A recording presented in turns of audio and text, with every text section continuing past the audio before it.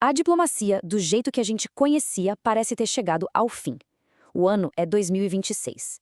As duas maiores potências rivais dos Estados Unidos, Rússia e China, acabam de formalizar uma aliança militar sem precedentes. E com isso, o equilíbrio de poder global foi quebrado. O que isso significa na prática? Vamos mergulhar nas consequências. Pois é, a questão fundamental mudou. Não é mais uma hipótese, e se? Agora é uma realidade. Eles estão unidos. Então, o que realmente significa a consolidação dessa aliança militar? Será que estamos vivendo os últimos anos de paz antes de um conflito global de uma escala nunca vista?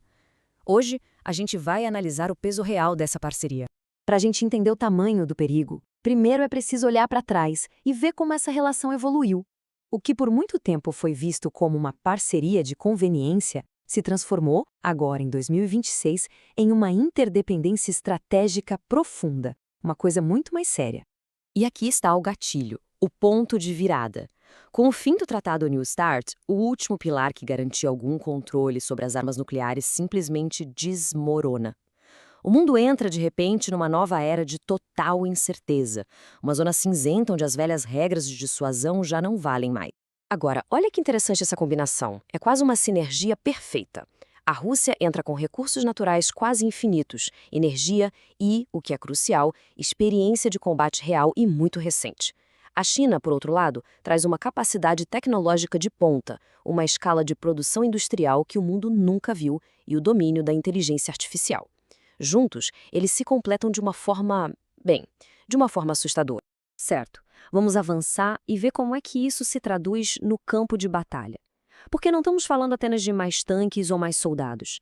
A união dessas duas forças cria capacidades militares que vão muito, mas muito além do convencional. Um futuro conflito não seria travado só em trincheiras, seria uma guerra multidimensional. Imagine só, redes elétricas e sistemas bancários inteiros desligados em minutos. Exércitos paralisados porque os satélites de GPS foram cegados. Defesas aéreas simplesmente sobrecarregadas por enxames de drones autônomos. E, claro, a ameaça final, os mísseis hipersônicos. E esse gráfico aqui deixa isso bem claro. Os sistemas de defesa antimísseis que existem hoje foram projetados para parar projéteis balísticos convencionais previsíveis. Já os mísseis hipersônicos, com a sua velocidade e manobrabilidade extremas, eles simplesmente tornam esses escudos de defesa obsoletos. É uma tecnologia que muda completamente as regras do jogo. Então, o ponto crucial é este. A Rússia tem a experiência de combate real, algo que falta à China há décadas.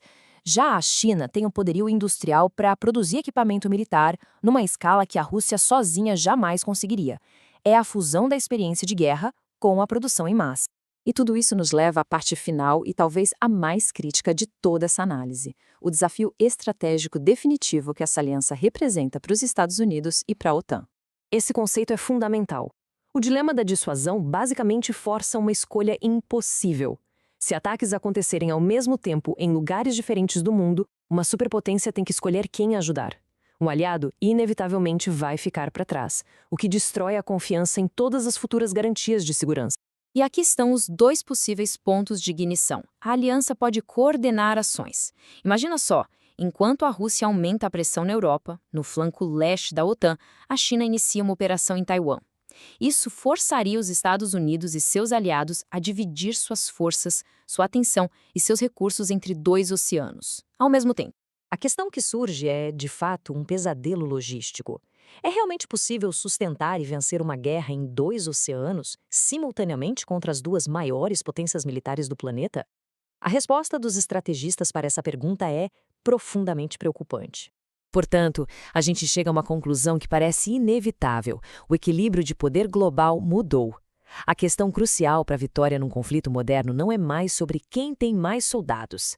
A pergunta agora é: quem possui maior resiliência industrial e tecnológica para sustentar uma longa guerra de atrito? E neste novo e perigoso tabuleiro global, fica a pergunta: qual deveria ser a posição do Brasil e da América Latina? Neutralidade? Alinhamento? A resposta pode definir o nosso futuro na região. E essa é a reflexão que encerra nossa análise sobre esta nova era.